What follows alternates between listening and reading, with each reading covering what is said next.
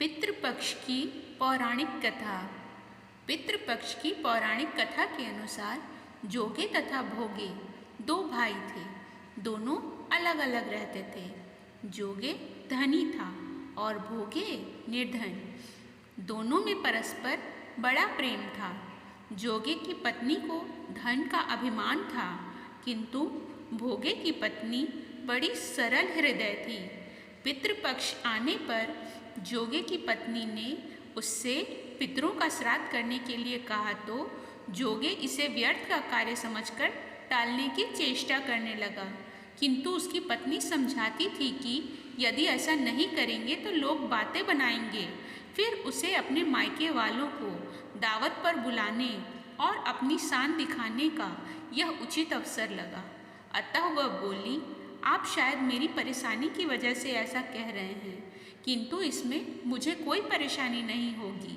मैं भोगे की पत्नी को बुला लूँगी, दोनों मिलकर सारा काम कर लेंगे। फिर उसने जोगे को अपने पीहर न्योता देने के लिए भेज दिया।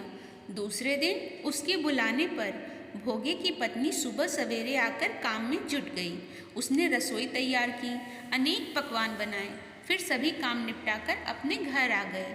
आखिर उसे भी तो पितरों का श्राद्ध तर्पण करना था। इस अवसर पर न जोगे की पत्नी ने उसे रोका, न वह रुकी। शीघ्र ही दोपहर हो गई। पितर भूमि पर उतरे।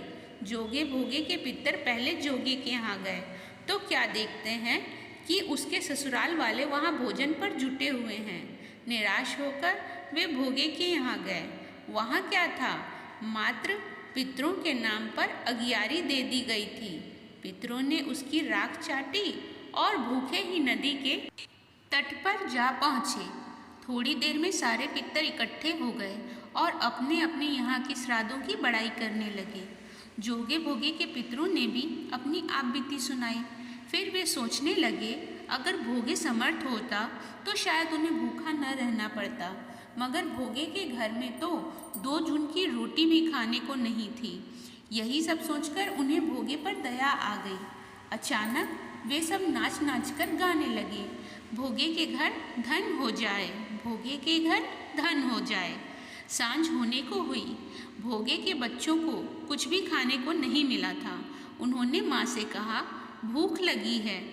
तब उन्हें टालने की गरज से भोगे की पत्नी ने कहा, जाओ, आंगन में हौदी औंधी रखी है, उससे जाकर खोल लो और जो कुछ मिले बांटकर खा लेना। बच्चे वहाँ पहुँचे तो क्या देखते हैं कि हौदी मुहरों से भरी पड़ी है। वे दौड़े दौड़े माँ के पास पहुँचे और उसे सारी बातें बताई। आंगन में आकर भोगे की पत्नी ने यह सब कुछ देखा तो वह भी हैरान रह गई। इस प्रकार भोगे भी धनी हो गया, मगर धन पाकर वह घमंडी नहीं हुआ। दूसरे साल फिर पितृपक्ष आया।